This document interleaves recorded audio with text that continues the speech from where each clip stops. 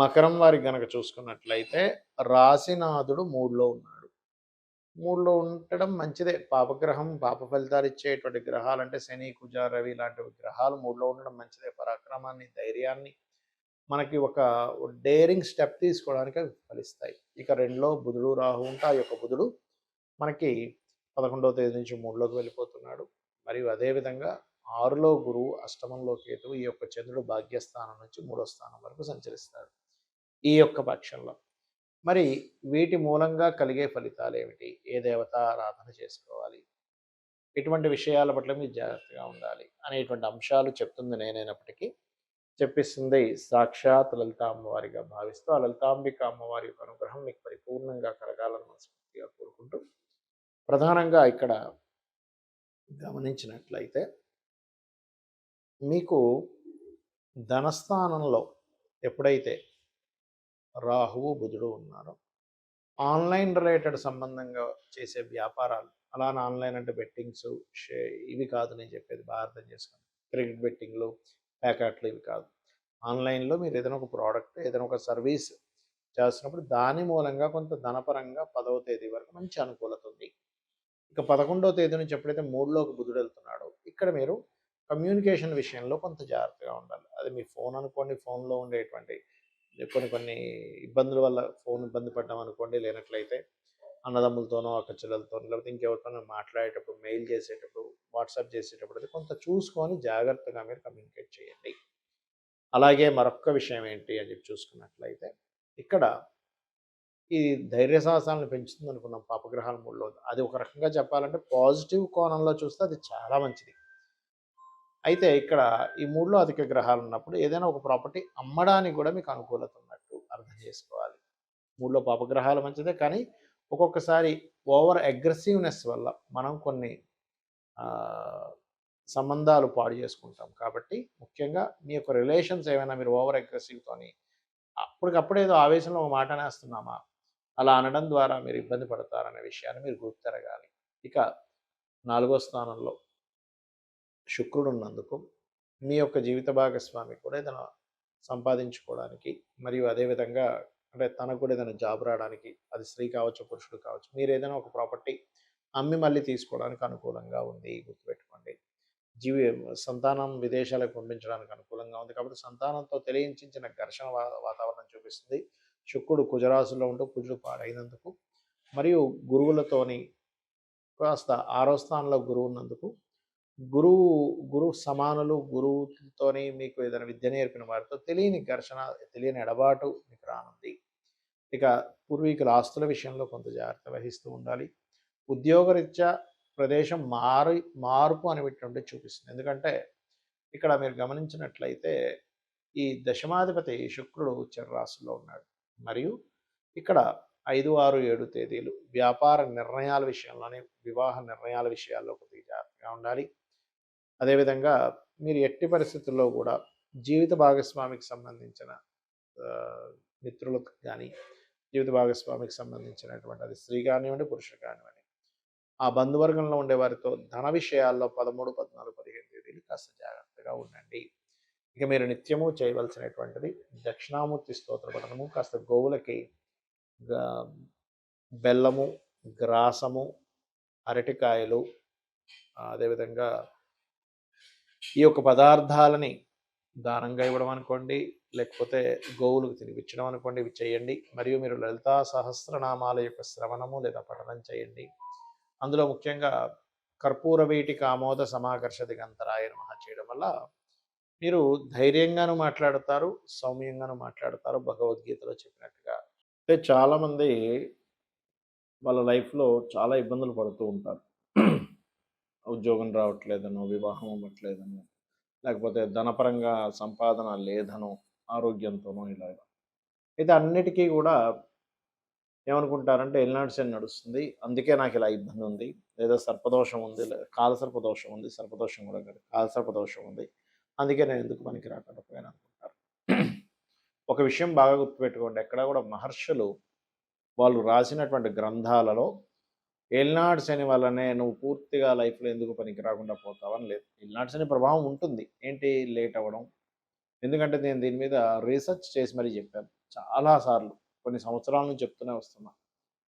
జ్యోతిష్శాస్త్రం అనేటువంటిది మనల్ని ఏదో మూఢత్వంలోకి ఎందుకు పనికి రాకుండా చేయడానికి కాదు. జ్ఞానాన్నిచ్చేది. జ్యోతి వెలుగునిచ్చేటువంటిది. కాబట్టి ఎల్నాటి శనిలో కొంత కొంత ఆలస్య వ్యవహారాలు, కొంత నెగ్లిజెన్సీ, మనంతట మనమే బద్ధకించుకునే అవకాశాలు వదులుకోవడము, ఇలాంటివి జరుగుతాయి. నేను కాదనట్ల. ఎందుకంటే అదే ఎల్నాటి శనిలో సీఎంలు, పీఎంలు అయిన వాళ్ళు చాలామంది ఉన్నారు. ప్రెసిడెంట్లు అయిన వాళ్ళు చాలామంది ఉన్నారని, కాలసర్ప యోగం ఉండేటువంటి వారు మెగాస్టార్ చిరంజీవి కూడా అందులో ఉన్నారని కూడా నేను చెప్పడం జరిగింది.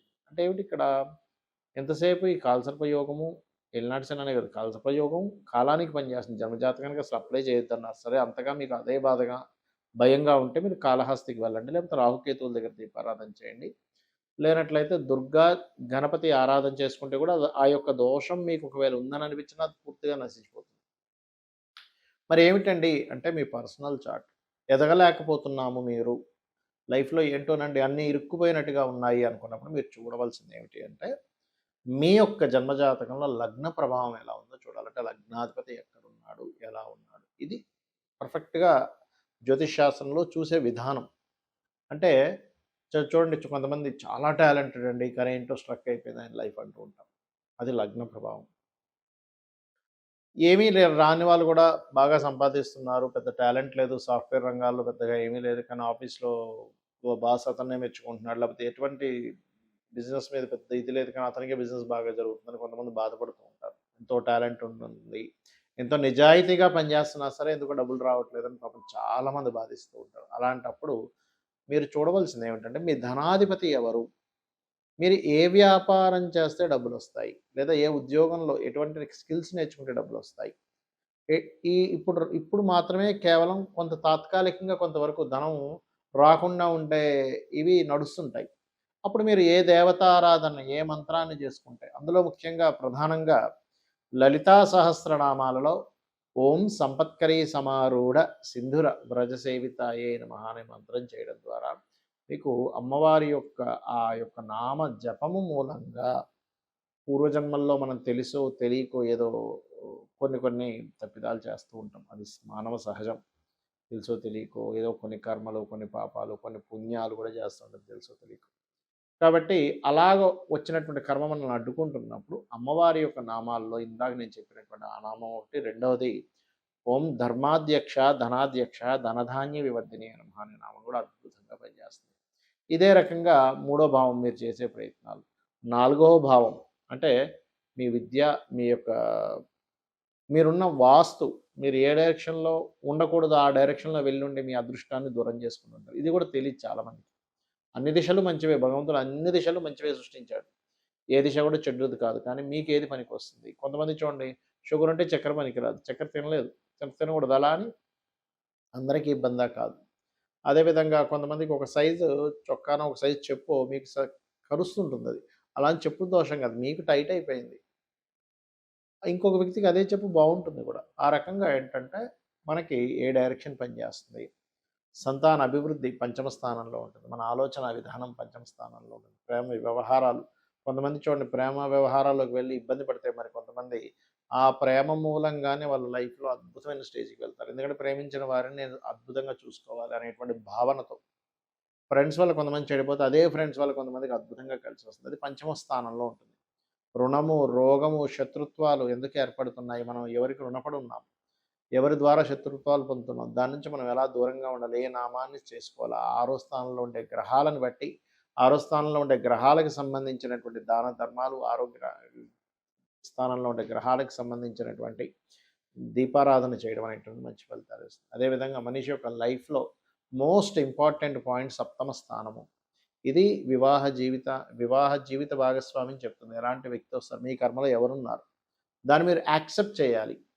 అంతేగాని అలా అని మ్యారేజ్ మ్యాచింగ్ ఎందుకు చూస్తున్నామండి అనిపించొచ్చు ఇక్కడ మీకు. ఎందుకంటే నాకు కూడా ఒకప్పుడు ఇలాంటి సందేహాలొచ్చాయి. అదేంటంటే వివాహం అనేటువంటిది ఒక ఫ్రీ వీల్. ప్రతి మనిషికి 3-5 సార్లు వస్తుంది. ఈ మంచి సమయంలో నువ్వెప్పుడు చేసుకుంటావో ఎంచుకొని చేసుకోవడం ముఖ్యం. అంతేగాని సర్లే ఎలాగుంటే అలా ఉంది అని మనం అన్నిట్లో అనుకోవట్లేదు. ఎలా అయితే అలా సాగుతుందని ఎందుకు అనుకోవట్లేదు. ఏది పడితే అది ఎందుకు తినట్లేదు. అన్నం తినేటప్పుడు కూడా అందులో రాళ్ళున్నాయో లేవో చూసుకొని తింటున్నాం. రాళ్ళతో ఏదుంటే తినేస్తున్నామండి అనట్లేదు. ఎందుకు అంటే మనకి భగవంతుడు ఒక ఫ్రీ వీల్ కూడా ఇచ్చాడు. అంటే మన చేతిలో కొంత ఉంచి కర్మ సిద్ధాంతం కర్మపరంగా మనకు కొంత జరుగుతూ ఉంటుంది. అందులో దృఢంగా జరిగేటువంటి కర్మ ఉంటే అది మాత్రం మనం తప్పించలేం. ఆ కర్మ అనుభవించడానికే భూమి మీదకొస్తారు. ఆ రకంగా వృత్తి, వ్యాపారాలు, విదేశాలకు వెళ్లి చేసే యోగం ఉందా? ఇక్కడ ఉండి అభివృద్ధి అయ్యేటువంటి యోగం ఉందా? వ్యాపారంలో అభివృద్ధి అయ్యే యోగం ఉందా? ఏ వ్యాపారంలో మీరు అభివృద్ధి అవుతారు? అనేటువంటి అనేకమైనటువంటి అంశాలు మనకి జ్యోతిష్ శాస్త్రం చెప్తూ ఉంటుంది. అయితే ఇవన్నీ ఒక ఎత్తయితే, మనకి కొంతమందికి జాతకం రాసి ఉండదు. అంటే పూర్వీకులు వాళ్ళ వాళ్ళకప్పుడున్న అవగాహన, అప్పుడుండేటువంటి దీని పరంగా కొన్ని కొన్ని ఇళ్లల్లో వాళ్ళ డేట్ ఆఫ్ బర్త్ గానీ, టైం గాని నోట్ చేయలేదు. అప్పుడేంటి పరిస్థితి? చక్కగా ఏమీ టెన్షన్ పడకుండా, హ్యాపీగా ఉదయం నిద్ర లేచి, కాలకృత్యాలు తీర్చుకొని, దీపారాధన చేసి, లలిత చదువుకోండి చాలు, ఇంకేం అక్కర్లేదు. లేదంటే నాకు విష్ణుమూర్తి ఇష్టం, చక్కగా విష్ణు సహస్రనామాలు చదువుకోండి. లేదంటే నాకు శివుడంటే ఇష్టం అండి, శివ సహస్రనామాలు చదువుకోండి. అంటే ఏదైనా ఒక సహస్రనామాల్ని మీరు గనక రెగ్యులర్‌గా చేస్తూ ఉంటే, ఆ యొక్క భగవంతుడు మనల్ని ఒక బిడ్డని తల్లి జాగ్రత్తగా పట్టుకెళ్తుంది చూసారా? చిన్న పిల్లగా ఉన్నప్పుడు, అలా మనల్ని దగ్గరుండి తీసుకొని వెళ్తూ ఉంటాడు. ఈ యొక్క కర్మబంధాల నుంచి కానివ్వండి, ఈ యొక్క జీవుడిని ఎలా దాటించాలో ఆయనకి తెలుసు. ఇక్కడ ముఖ్యంగా గోశాలకు వెళ్ళడము, నిత్యము దీపారాధన చేయడము, నిత్యము లలితా సహస్రనామాలు లేదా మీ ఇష్టదేవత ఆరాధన చేసుకోవడమే మీ యొక్క జాతక చక్రంలో ఉండే దోషాలను పూర్తిగా తీసేస్తుంది. శ్రీమాత్రే నమః.